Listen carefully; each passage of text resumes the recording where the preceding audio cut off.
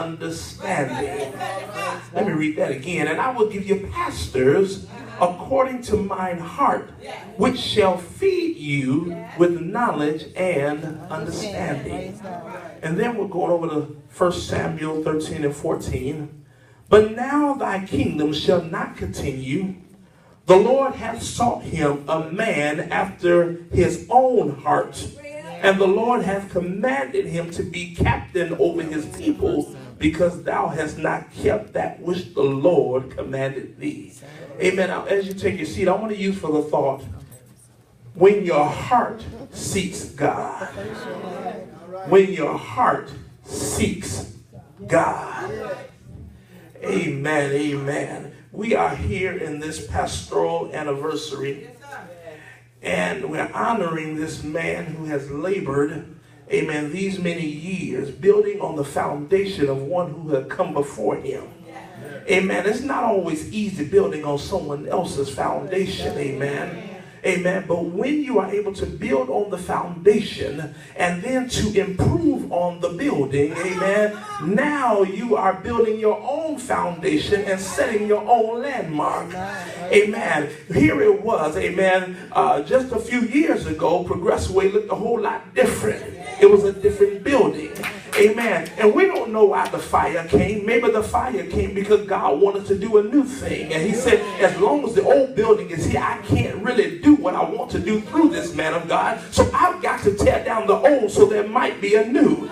Amen. Amen. This is the second glory. We know what it looked like in this first glory, but this is the second glory, and it's the glory of this man that has brought it to pass. Amen. So now we are in this edifice, and then to read, amen, that you purchased a van, that you have established a community outreach department. Amen. You have the broken women, I believe, and you have many things, the sewing circle. There are things that you are advancing, amen, and you're living up to the name of Progressive Way. You're moving in a progressive way.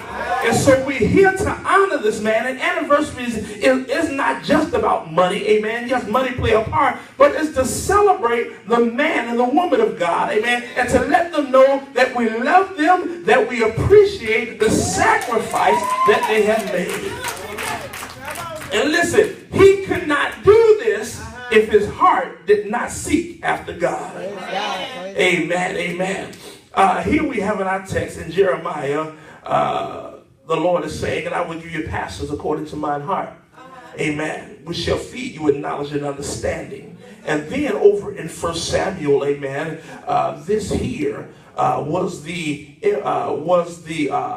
word given by Samuel to King Saul, amen, because Saul did not follow after God. Saul was a leader, amen, that God really did not choose, but he allowed the leader to come into place. And God knew that the leader was not going to measure up, amen, so he just allowed the leader to go on and do what he wanted to do, but God had already chosen a man after his own heart.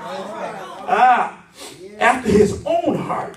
Now I'm gonna break it down. Listen. David was God's king, amen, God's kind of king, amen, amen. Saul was man's kind of king. So you gotta be careful, amen, when you try to pick your own over God, amen. David was a man after God's own heart, amen. Saul was a man after the people's pride, amen. David's kingship was eternal through Christ. Saul's kingship was rejected by God. David was kind and benevolent. Saul was cruel. David was forgiving. Saul was unforgiving. David was penitent. When Saul was confronted with his sin, he lied about it. Amen. David was courageous. Saul was fearful. David was at peace with God. Saul was separated from God. Well, you say this is a pastor's anniversary. Why are you talking about the kings? Listen, David was a type of, he was a king and he was a priest. He was a king and he was a man of God. And the same quality, as I read about David, amen, the same quality had to be inherent in the heart of a pastor. Amen. These same 8 qualities should be in the heart of the pastor. Number one, the pastor should be led by God. Listen, if you're not led by God, you're in for a train wreck every time. Amen. Amen. The pastor, amen, a true pastor has no agenda of his own. Amen. His agenda is whatever God gives him. His will is whatever will God has. Amen. He doesn't seek to call the attention to himself, but his main concern is that God is glorified and the people are edified. Amen. That's a man who seeks after God. Amen. When your heart is seeking after God, you're seeking after the things of God. A lot of people hate that song, I'm chasing after you no matter. Listen, you have to understand what the songwriter is saying. Listen, the songwriter is saying, listen, I've been a servant of sin for too long. Now I got to get to Jesus any way I can. So I'm chasing after you no matter what I have to do. Amen. Glory to God. So when your heart seeks after God, you are seeking God earnestly. You're seeking God with fervency, with intensity. Amen. So a pastor has to seek God. He has to be led by God. Amen. And then the second quality, amen, the pastor must be a man after God's own heart. God chooses those whom he will, amen, and he will choose them whose heart seeks after him. Amen. Let me break it down to you like this. You ladies, I'm gonna use the old term. When you were being courted, you know, that's the old term. Amen. When a brother's into you, you're interested in the guy that's really seeking after your heart and not after your goods. Amen. Glory to God. When a man seeks after your heart, he seeks, amen, the things that are beneficial to you, amen, and that will supply the need, amen, that you need, amen, not simply for what he can get. Now, if a brother is only after you for the goods and not your heart, amen, he got to keep on stepping. Likewise, if you're seeking God for what you can get, amen, and not for what you really want out of God and who he is and his character, amen, and his persona, amen, then you can keep on stepping, amen, because your agenda and what you're looking for is suspect, amen, and it will never lead to anything good. Some folks are only following the Lord for the fish and the loaves, amen, for the miracles, but they don't want them to get to know him and the power of his resurrection. So, a pastor must be a man after God's own heart. When a person's heart truly sees God, he is willing to do whatever it takes for God's people and the kingdom of God. Nothing is too great. Nothing is too small when it comes to pleasing God. Amen. For those who are after God's heart seeks the things of God. Amen. So, pastor must seek after, be a man after God's own heart. And then a pastor who seeks after the heart of God, your ministry will be long lasting. Amen, amen. Your ministry will still be in operation even after you left the scene. Amen. One thing Pastor Hagler often said, your works follow you and your works continue on after you're dead and gone. Amen. When you got true ministry. Amen. Amen. When you have true ministry, those that will come, amen, after you will continue your work because of the foundation that was laid. Amen. Listen, Opie Hendricks might be gone, but his works and the ministry is still moving on.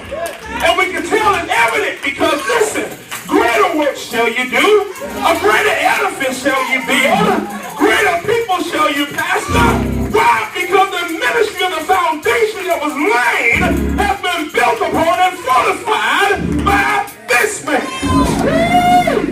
Glory to God. So your ministry will be long lasting. And then a pastor must be kind and benevolent. I've never heard of so many mean saints. Mean sanctified folks. Amen. You say good morning, they say, what's good about it? Amen. They bite your head off. Amen. And to me, that's a problem because Scripture tells us, amen, that it's by our love that men will know that we are his disciples. Amen. Then what in the world kind of message do we send when we send that? Do we send folks when we are mean-spirited and full of doubt? We wonder why people won't come to church. We wonder why they don't want to come to the church house and get prayer. Amen. Because of the meanness of the folks. Amen. Child, you better not go over there because that pastor is mean.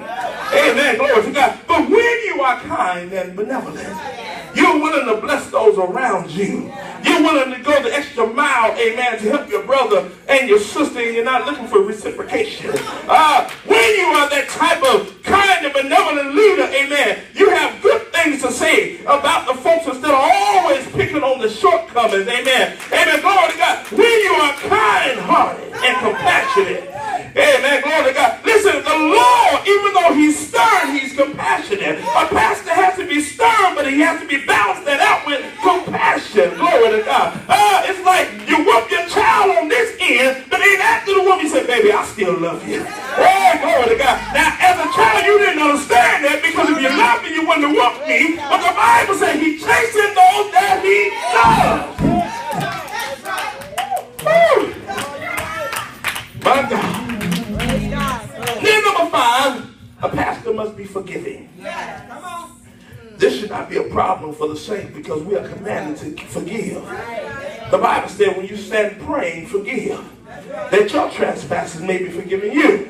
If you don't want to forgive anybody else, don't look for the Lord to forgive you. If we can't get forgiveness in the house of God from the man of God, then where do we get it from? Amen, glory to God. But a pastor has to be forgiven. It doesn't matter what they say about your brother pastor, you got to forgive. It doesn't matter when they don't want to come to church, you got to forgive. It doesn't matter even when they tear down your name and they still come to your church. They still pay their time. They're still members, but they're backbiting against you. You got to forgive them anyway. Because that's a man who seeks after the heart of God. Sometimes your own children. Now you don't hear this, but the minute your back is turned, I can't stand her. I can't wait to get out this house. I wish she'd fall down the stairs. Yeah. Your own children will say that. Amen, glory to God, because they have not come into the knowledge and the maturity, amen, of what you really are to them. And many times the people have not come into the knowledge and the maturity of the office that you hold. Glory to God. So a pastor must be forgiving. And then a pastor must be willing to repent. Now see, listen, a lot of times pastors believe they don't need to repent because they're the man of God. Amen. They're God's manservant. Amen. But listen, how many of you know that sometimes we are the ones that have to do the most repenting? Amen. Because listen, we put up with a lot of junk, we put up with a lot of stuff. Amen. And what goes through our mind, Lord, forgive me. Woo! We have not made it yet. We have not arrived. The flesh still has a tendency to get out of hand. Amen. We say some things that we shouldn't. We do some things that we shouldn't. But when we do, we know the first step is getting it right with God. Lord, forgive me. This is why David said in the 51st Psalm, have mercy upon me, O God, according to thy loving kindness, according to the multitude of thy tender mercy, blot out my transgression. Now, if the king could ask for forgiveness, what about us? When you seek after the heart of God, you got to have a spirit of repentance. There's not a day that doesn't go by that when I pray, I say, Lord, forgive me for anything that I might have done, in case I didn't know it was wrong, or I sinned and didn't know it was a sin. Amen. Sin by omission or commission. Lord, forgive me, because I'm trying to cover every base. Amen. I ain't trying to have a technicality to keep me out of glory. No. I'll do whatever it takes for me to get to glory. Amen. And then a pastor must be courageous. Must not be afraid to where God wants to take the ministry. Sometimes we don't like change, but changes sometimes have to be made. The progression from one era to another. Amen. We must be open-minded to change. We must be open-minded to ideas that come from other people. Amen. Must not be afraid to take the fight to the enemy. Amen. Sometimes we're so busy trying not to get on the devil's radar, talking about, I'm not going to bother trouble till trouble bothers me. Amen. But we forget that we are soldiers in the Lord's army. Amen. We sing a song, I'm a soldier in the army of the Lord. Hey, glory to God. Listen. We got to realize that when we are on the Lord's side, we're more than the enemy. Glory to God. And so we don't have to be afraid, amen, because God